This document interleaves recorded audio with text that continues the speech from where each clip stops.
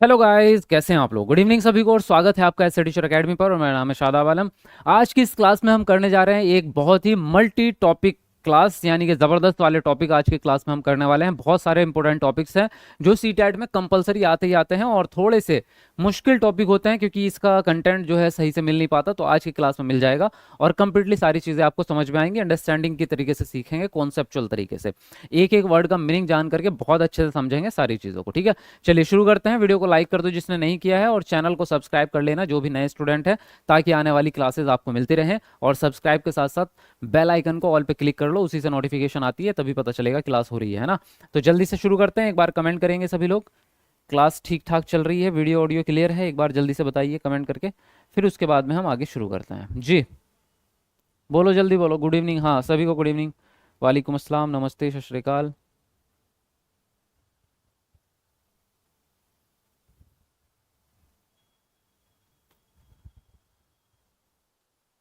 Notification गया आप लोगों के पास कि नहीं गया? क्योंकि अभी तक लाइव नहीं आए हैं लोग, कहाँ गायब हैं पता नहीं।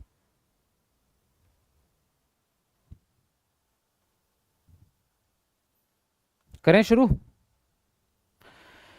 ठीक है, चलिए। तो आज का जो टॉपिक है यहाँ पर हम मल्टीपल चीज़ें करने वाले हैं, जैसे कि आप देख रहे हैं। सबसे पहले शिक्षण विधियाँ, उसके बाद उपागम, उसके बाद एनईपी 2020 यानी नेशनल एजुकेशन पॉलिसी 2020, अब सारी अभिसारी चिंतन, आलोचनात्मक चिंतन, फिर उसके बाद में पढ़ेंगे वैन हेले का सिद्धांत। तो शुरुआत करते हैं शिक्षण विधियों से, है ना।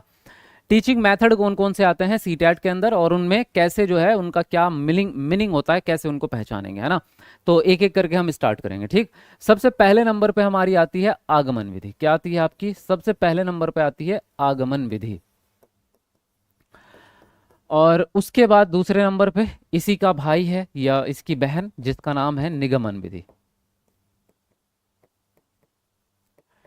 अब ये निगमन विधि और आगमन विधि जो है, इन दोनों में क्या डिफरेंस है और कैसे इनको पहचानेंगे। नंबर एक, आगमन विधि जो होती है, इसकी अगर मैं टैगलाइन की बात करूं सीधे सीधे, तो इसको हम कहते हैं कि उदाहरण से नियम की ओर चलती है ना। ये उदाहरण से नियम की ओर चलती है।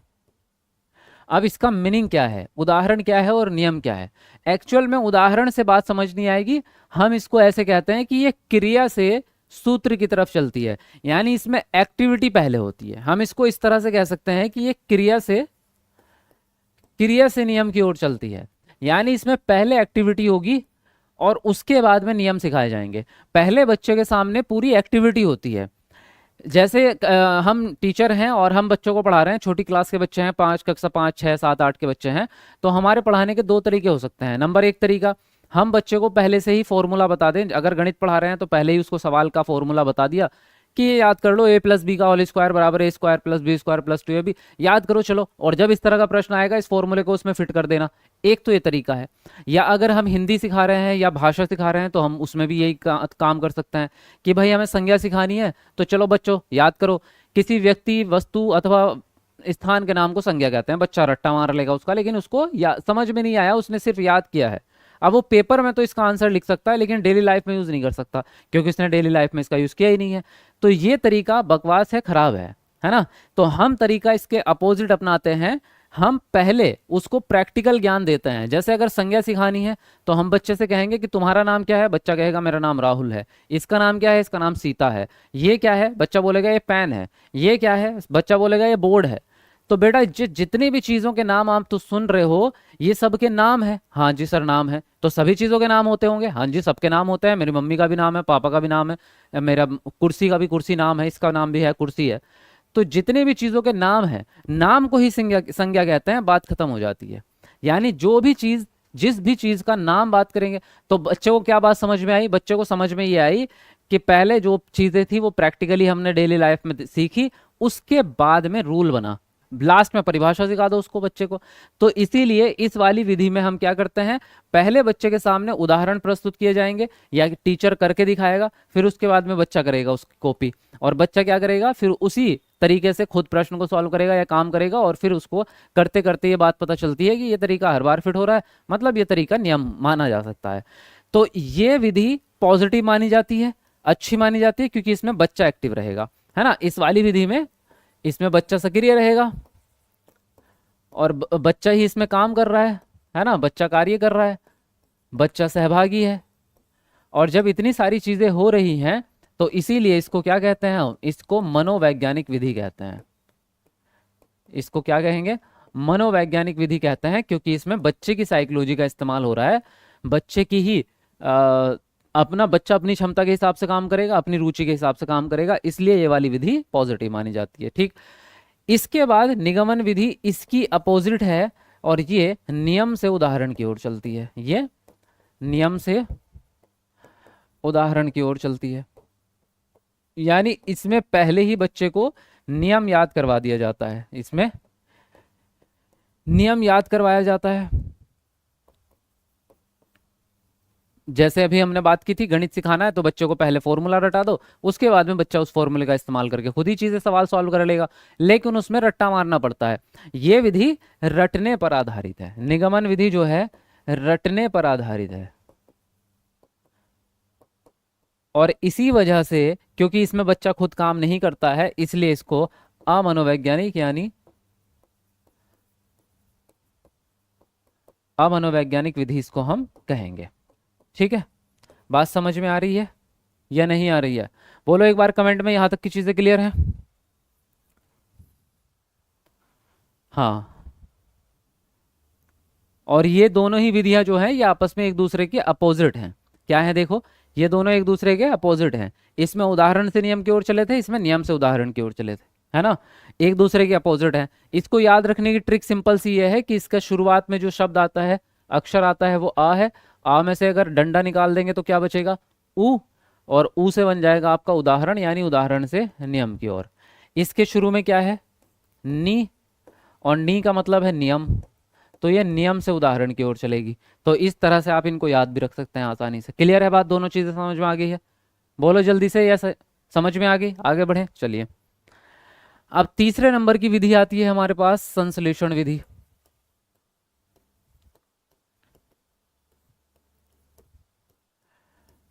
संश्लेषण विधि, और इसी के अपोजिट इसकी बहन है जिसका नाम है विश्लेषण विधि।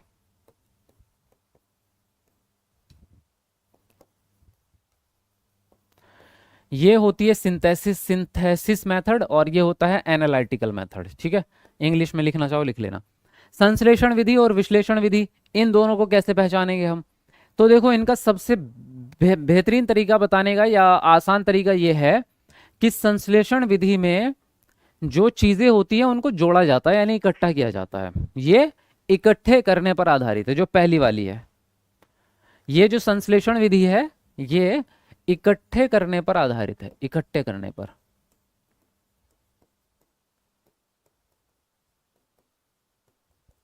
यानी जोड़ने पर आधारित है। ठीक है, इसमें जोड़ा जाएगा। कैसे जोड़ा जाएगा, देखो, इसमें क्या होता है, इस वाली विधि में, संश्लेषण विधि में, आपको बहुत सारी चीजें दी जाती हैं, यानी पहले से ही आपके सामने जो है आपको कुछ क्या कहेंगे, नंबर्स दिए जाएंगे। जैसे एक सवाल है, मैं सवाल के तौर पे लेते हैं, तब जल्दी समझ में आ जाएगा कि राहुल के पास 5 टॉफी है, सीमा के पास 3 टॉफी है, गीता के पास 4 टॉफी है। बताओ सबकी मिला के कितनी टॉफी हुई? तो आपको क्या करना पड़ेगा, सभी टॉफियों को एक जगह इकट्ठा करना पड़ेगा। जब आप सारी टॉफी को एक जगह इकट्ठा करोगे, जोड़ोगे, तो आपका आंसर आ जाएगा। तो संश्लेषण विधि क्या करती है, आंकड़ों को जोड़ने का काम करती है ना। इसी प्रकार से बहुत सारे सवाल हो सकते हैं। इस तरह के सवाल जो है ये गणित में आते हैं, बेसिक ही लेंगे क्योंकि हम छोटी कक्षाओं को पढ़ाते हैं, कक्षा 1 से 8 तक की। तो हम इस तरह के फॉर्मूले ले सकते हैं कि 5 महिलाएं जो है 1 घंटे में 10 रोटी बनाती है, तो 5 महिलाएं 20 घंटे में कितनी रोटियां बनाएंगी? तो हमें क्या करना पड़ेगा, उसका डबल यानी 2 से गुणा करनी पड़ेगी। यानी कि आंकड़े दिए जाएंगे और आंकड़ों को समाहित करके आंसर निकाला जाएगा। इस तरह के सवाल आते हैं संश्लेषण विधि में, है ना। तो इसमें जोड़ने के साथ साथ गुणा करना भी आ सकता है इसमें। ठीक है, जोड़ना और गुणा करना दोनों आएगा इसमें। समझ में आ रही है बात? इसके अपोजिट सेम टू सेम विश्लेषण विधि में क्या होता है, इसमें जोड़ने की बजाय तोड़ा जाता है। ये इकट्ठा करने पर आधारित है, ये बांटने पर आधारित है, ये डिवाइड करने पर आधारित है। इसमें चीजों को बांटा जाएगा। फॉर एग्जाम्पल, इसमें बांटेंगे कैसे? इसमें ऐसे बोलेंगे कि हमारे पास जो है 15 टॉफियां हैं और क्लास में जो है 5 बच्चे हैं, तो बचाओ बताओ हर बच्चे के पास कितनी कितनी टॉफियां आएंगे। सवाल है कि मेरे पास 15 टॉफियां हैं और हमारी क्लास में 5 बच्चे हैं, तो हर बच्चे के पास कितनी कितनी टॉफी आएगी, तो क्या करना पड़ेगा, 15 को 5 से भाग देना पड़ेगा, है ना, यानी डिवाइड करना पड़ेगा, बांटना पड़ेगा, तो हर बच्चे के पास 3 3 टॉफी आ जाएगी। इस तरह का सवाल क्या होगा, विश्लेषण विधि से सॉल्व होगा। इसमें बांटने पर आधारित है, इसमें गुणा होगी, है ना, इसमें सॉरी इसमें डिवाइड यानी भाग होगा, भाग होगा और घटाना होगा आपको, है ना, भाग और घटाने पर आधारित होगा विश्लेषण विधि। इसका एक और एग्जांपल ले सकते हैं। एक दूधिया जो है एक हफ्ते में 1400 लीटर दूध बेच देता है, एक हफ्ते में 1400 लीटर दूध बेच देता है, तो बताइए एक दिन में दूधिया कितने लीटर दूध बेचता है, बताओ आप लोग बताओ, किस किस को गणित समझ में आता है, जल्दी बताओ कि कितना बेचेगा, हाँ बताओ।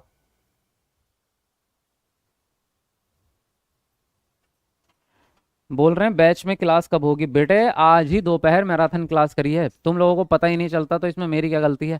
आज 12 बजे से अभी तक मैराथन क्लास चली थी बैच के अंदर, और तुम कह रहे हो बैच में क्लास कब होगी, तुम ना फिर मत करो, डिस्टर्ब मत करो, तुम मेरे दिमाग की शांति भंग मत करो।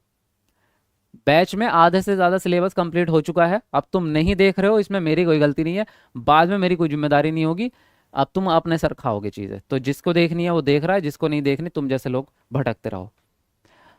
अब आते हैं यहाँ पर, तो इसने क्या बोला, यहाँ जोड़ने पर आधारित है, यहाँ घटाने पर और भाग देने पर आधारित है। बात दोनों की समझ में आ गई है ना, ये क्लियर हो गया, यहाँ संश्लेषण में जोड़ा जाएगा और यहाँ घटाया जाएगा। अब देखो याद भी इस तरह से रख सकते हैं, संश्लेषण में सा है, सा फॉर सम, सम मतलब जोड़ना, और विश्लेषण में वी है, वी मतलब विभाजित करना, तो विभाजित करना किसको कहते हैं, हम बांटने को कहते हैं, ऐसे याद रख सकते हैं आप इसको, है ना। ये हो गई आपकी 4 विधियां, आगे बढ़ते हैं।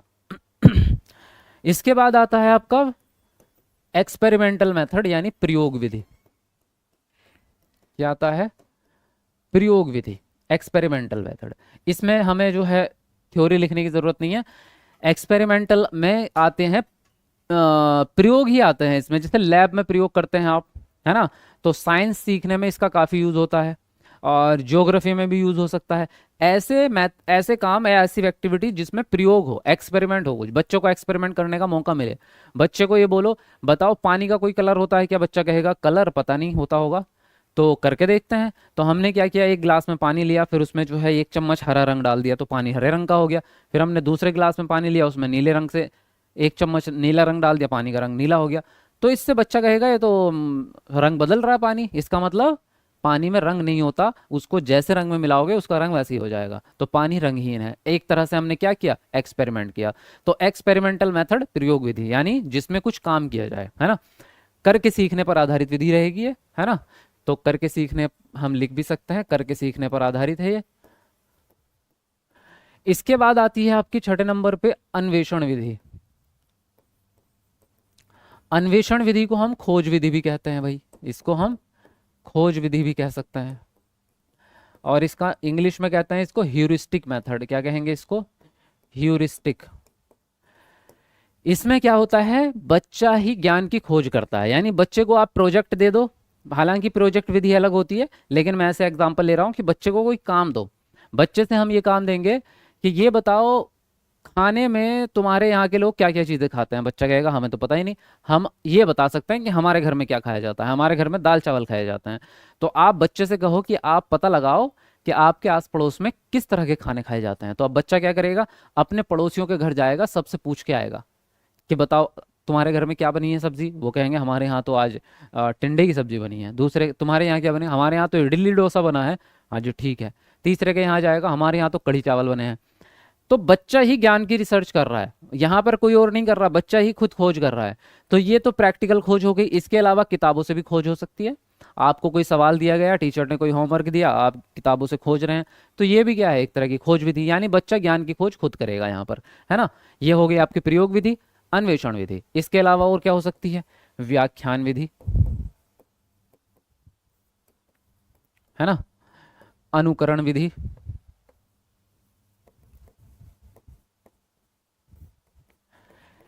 खेल विधि,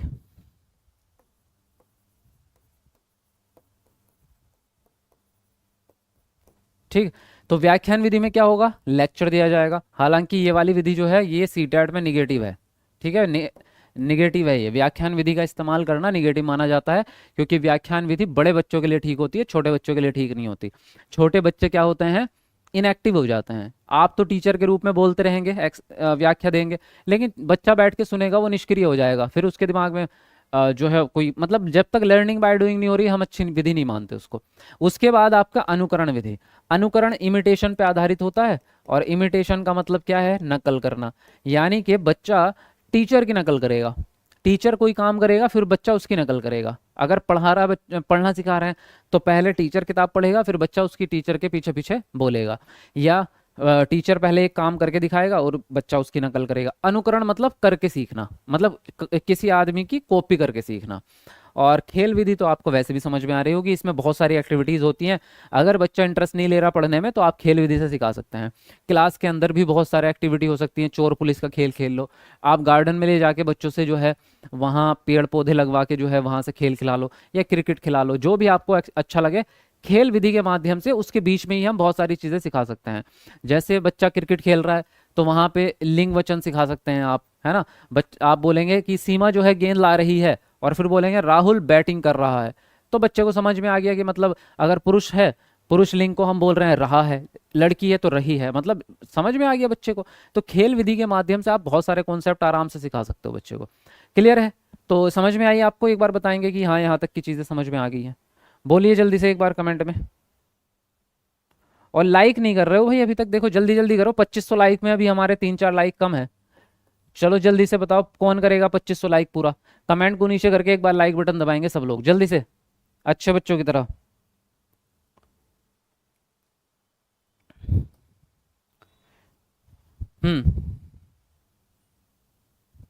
चलिए अब हम यहाँ से आगे बढ़ते हैं, और अब बात करेंगे हम उपागम की। उपागम क्या होता है, यानी अप्रोचेस क्या होता है। देखो उपागम जो होता है वो विधि के जैसा ही होता है, लेकिन थोड़ा सा अलग होता है। क्या? विधि जो है, फर्क इन दोनों में ये है कि जो मेथड यानी विधि है जो अभी अभी हमने पढ़ी है, वो टीचर जो है, टीचर अपनी मर्जी से यूज कर सकता है। टीचर क्या कर सकता है, अपनी मर्जी से यूज कर सकता है, जो उसको अच्छी लगे वो विधि यूज कर लेगा। लेकिन उपागम जो होते हैं ये कॉमन होते हैं, ये सभी को यूज करने पड़ते हैं। यानी ये सिद्धांत है एक तरह के, अप्रोचेस क्या है, ये एक तरह के सिद्धांत है, ये लागू होंगे ही होंगे, हर बच्चे पे लागू होंगे। तो हर टीचर को ये उपागम तो इस्तेमाल करने ही पड़ते हैं। लेकिन विधि जो है, विधि में आप चुन सकते हैं आपको किस विधि से पढ़ाना है। आप चाहो तो एक्सपेरिमेंटल विधि से पढ़ा लो, आप चाहो तो व्याख्यान विधि से, वो टीचर की मर्जी रहती है। यहाँ टीचर की मर्जी नहीं रहती, यहाँ हालांकि मर्जी रहती है इसमें भी, लेकिन ये लागू सब पे होते हैं अप्रोचेस, और ये विधि के जैसे ही होता है। तो अब कौन कौन से होते हैं इसी को सीखेंगे। चलिए आइए, सबसे पहले नंबर पे हम रखते हैं संरचनात्मक उपागम को। ये चलो हम रचनात्मक को पहले रखेंगे। रचनात्मक उपागम, इसको इंग्लिश में कहते हैं हम कंस्ट्रक्टिविज्म, कंस्ट्रक्टिव अप्रोच।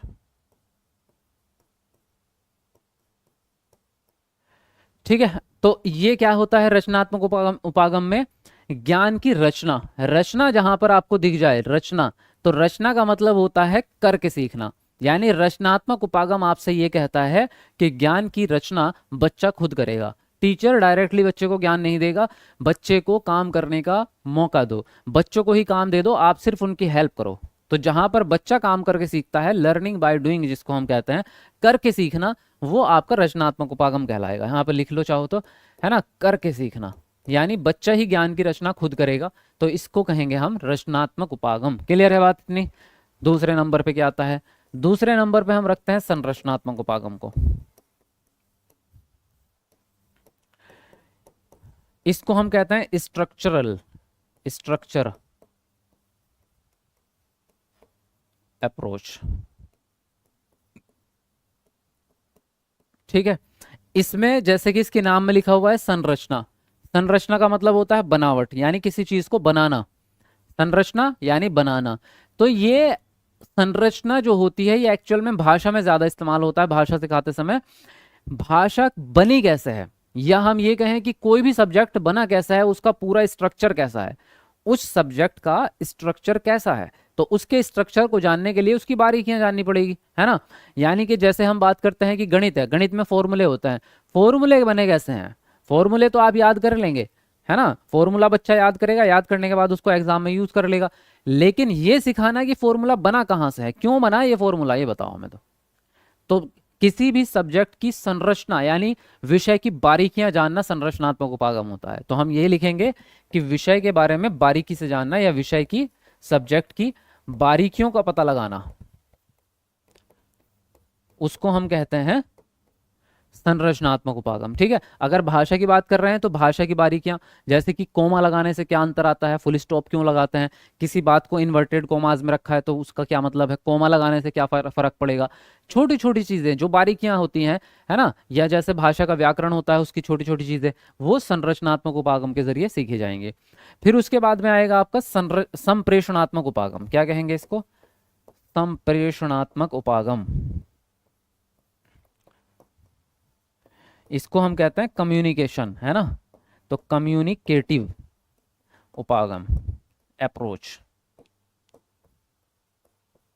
तो कम्युनिकेटिव अप्रोच क्या कहलाएगा आपका, संप्रेषण का मतलब होता है बातचीत करना। क्या होता है, संप्रेषण का मतलब होता है बात करना, यानी बातचीत करना। तो बातचीत के द्वारा जो पढ़ाई होगी, यानी हिंदी सिखा रहे हो या इंग्लिश यानी लैंग्वेज सिखा रहे हो, तो संप्रेषण बहुत आसान है कि कन्वर्सेशन करो बच्चे से, जितनी ज़्यादा बच्चे से बातचीत करोगे उतनी जल्दी बच्चे को बोलना आ जाएगा, है ना, उसकी फ्लुएंसी बढ़ेगी, शब्द अच्छे से बोलेगा, उच्चारण बढ़ेगा। सेम अगर इसको अदर सब्जेक्ट में यूज़ कर रहे हो, गणित में यूज़ कर रहे हो, विज्ञान में यूज़ कर रहे हो, सामाजिक अध्ययन पढ़ाने में यूज़ कर रहे हो, डिस्कशन मेथड जिसको हम कहेंगे ना, कि बोल करके, बातचीत करके, चर्चा करके सिखाना, वो संप्रेषणात्मक उपागम में आएगा। यानी बच्चे को बातचीत के जरिए चीजें सिखाना संप्रेषणात्मक उपागम कहलाएगा। समझ में आई बात, बोलो इतने 3 के 3 समझ में आ गए क्या।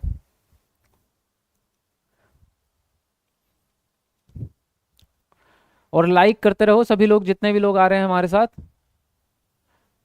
लाइक करो जल्दी से एक बार कमेंट को नीचे करके, और जल्दी जल्दी से आ जाओ, फटाफट कमेंट भी करते रहो। मज़ा आ रहा है ना पढ़ने में, थोड़ा सा यूनिक वे है आज। आज पीपीटी भी नहीं बनाई मैंने, देखो लिख के पढ़ा रहा हूँ आपको, तो मज़ा आता है, कभी कभी ये मेथड भी अच्छा लगता है ना। अब बढ़ेंगे हम, संप्रेषणात्मक उपागम हो गया आपका, संरचनात्मक, रचनात्मक, संप्रेषणात्मक। एक होता है आपका समग्र भाषा उपागम। क्या होता है,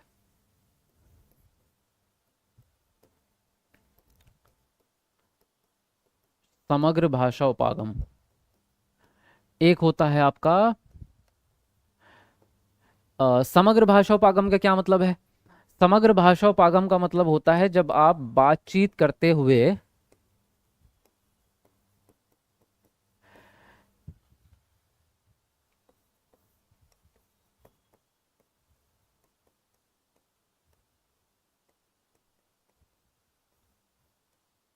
जब आप बातचीत करते हुए हाव भाव का यानी बॉडी लैंग्वेज का इस्तेमाल करते हैं, तो उसको हम कहते हैं समग्र भाषा उपागम। यानी मैं बोलने के साथ साथ अपनी बॉडी लैंग्वेज का इस्तेमाल कर रहा हूँ। जैसे मैं आपको एक कहानी सुना रहा हूँ कि तुम्हें पता है वहाँ इतनी दूर, और वहां से एक नदी ऐसे बह के आ रही थी, और उसमें इतना पानी भाई, और इतना पानी मतलब देख के आदमी जो है डर जाए, और उसमें इतनी स्पीड से पानी चल रहा था, इतनी स्पीड से पानी चल रहा था कि वहां पे मतलब पैर टिक नहीं पा रहे थे। तो मैं बोलने के साथ साथ क्या कर रहा हूँ, बॉडी लैंग्वेज, हाथों का इस्तेमाल, चेहरे का एक्सप्रेशन, सब चीज़ें इस्तेमाल कर रहा हूँ। इसी को समग्र भाषा उपागम कहते हैं। क्योंकि अगर बॉडी लैंग्वेज का आप इस्तेमाल नहीं करते तो आपका बोलने का जो शब्दावली है वो बहुत रसहीन हो जाती है, मतलब मज़ा नहीं आता उसमें, है ना। तो इसको हम कहते हैं कि आप बोलने के साथ साथ जब बॉडी लैंग्वेज का इस्तेमाल करेंगे तो उसको समग्र भाषा उपागम कहा जाएगा। ठीक है, उसके बाद आदेशात्मक उपागम। आदेशात्मक उपागम में सीधे आज्ञा दी जाती है, यानी ऑर्डर दिया जाता है। ठीक है, तो इसमें टीचर जो है सीधे बोलता है बच्चे से कि अपनी किताब निकालो, पेज नंबर 24 खोलो, उसको पढ़ना स्टार्ट करो, या इसमें कोई भी ऑर्डर दे देंगे, या फिर सीधे बोल के बता देंगे। किताब किताब की भी ज़रूरत नहीं है, बस आए और बोल करके बताया कि सूरज पृथ्वी के चारों ओर घूमता है, लिख लो। हालांकि ये गलत बोला मैंने जानबूझ के, है ना, पृथ्वी सूरज के चारों ओर घूमती है, चलो लिख लो। तो ये एक तरह से ऑर्डर हो गया, ना बच्चे ने कोई एक्टिविटी करी, ना कोई एक्सपेरिमेंट हुआ, ना ही कोई शुरुआत, ना ही कोई अंत, आपने सीधे आए, नॉलेज दी, बच्चे को काम खत्म। ये मेथड मज़ेदार नहीं होता है ना, मज़ेदार होता है रचनात्मक, जिसमें करके सीखा जाए। विवरणात्मक उपागम क्या होता है किसी भी टॉपिक के बारे में खुलकर अभिव्यक्ति करना। विवरण मतलब डिस्क्राइब करना किसी चीज को। आप किसी भी टॉपिक को बोल करके पढ़ाते हैं, इसमें व्याख्यान मेथड से थोड़ा सा अलग है ये। व्याख्यान मेथड में सिर्फ आप व्याख्या करते जाते हैं, यानी फैक्ट बोलते चले जाते हैं। इसमें आप सीधे व्याख्या नहीं करते, इसमें खुलकर अभिव्यक्ति होती है, यानी किसी टॉपिक को समझाना, किसी टॉपिक को अपने शब्दों में समझाना विवरण कहलाता है। उसके बारे में पूरी डिटेल बताना बच्चे को, तो वो विवरण कहलाता है। ये होता है विवरणात्मक उपागम। क्लियर है यहाँ तक की चीजें? बताओ जल्दी एक बार कमेंट में लिख के। हाँ जी,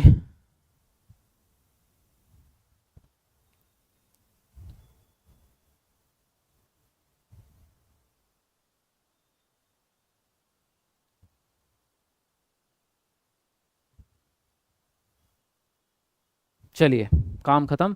अब वापस बढ़ते हैं हम दूसरे टॉपिक की ओर। और अब जो टॉपिक पढ़ा जाएगा आपका वो होगा NEP।